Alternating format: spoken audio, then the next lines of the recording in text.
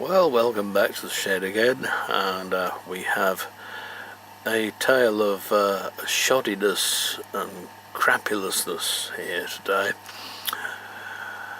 Now, this circuit board came out of a Wharfdale mini system. It had a tape deck on it, CD, radio, and I think some sort of fancy gizmo for reading computer things. I don't understand that at all. But we know what killed it. Very easy indeed to see that. It was dumped on the bins at the recycling place, and I don't know whether I can zoom in and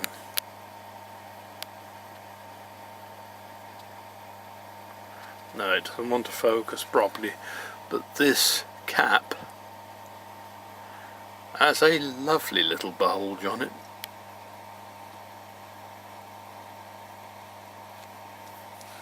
That one right there. So that's what's killed it. To guess, the voltage was sailing so close to the wind that it just went pop, and there was where the main power chip was, 5 plus 5 watt solid state effort, of course. So this device, it can't have been more than about 5 years old. And then we've got the CD board. I think it might even be from the same device, but looking at this, here is another bulging cap, and of course once they go, that's it, and you try finding somebody who knows how to fix it.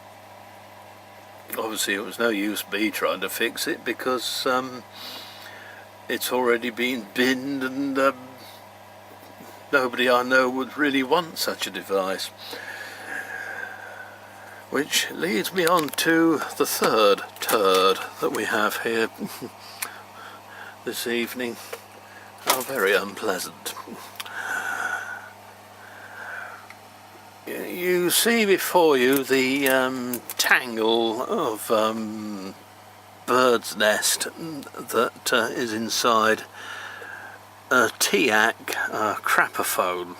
Well, that's what it is, let's be honest. It's got a CD recorder. It's just a high-class crapophone, and believe me, they're not cheap. I haven't seen one for much less than £290, and they go for more than that in some cases. And all it is really is a crapophone, although I will give them their due, they have used a decent sized transformer. The speakers are in their own sealed sound chambers and appear to have a nice little rubber surround. They're about 3 inches, 8 centimetres diameter, something like that. But this is, believe it or not, actually playing a CD at the moment. But I'm not going to get done for a copyright, because there is absolutely no sound at all from the speakers. And if you crank it up, you can see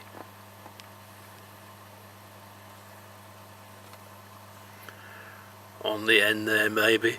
You've got to look right at this thing in order to see this display. That's another thing that I don't like about this sort of thing. So there you have it, completely dead. This was manufactured in 2012, according to various doodles written within. So what does that tell you? The only decent thing about it is that if you know what you're doing, it is quite easy to get apart. But that goes to the back panel, which has an auxiliary in and out. This is to the record player, which is a crappy, typical crapophone affair, and they all go on about how marvellous it is because it's got this Japanese cartridge in it. Well, that Japanese cartridge is the same one that the likes of Waltham and Binatone and Matsui and all the other old cheapo makers used to use years ago, so don't be fooled.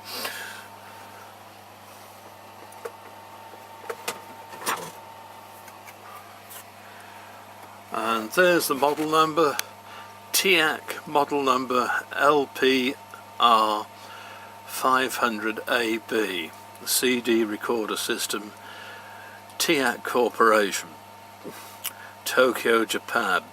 Yeah, in a pig's ear. Look very carefully and you'll see made in China. QC passed? I don't think so. Quality control, I hate to think what their quality control's like. But unlike the average crapophone, it has, I'll give it its due, got a few useful connections on the back. And it does weigh a ton. It's all made of MDF, but it weighs a ton. It feels solid and nice.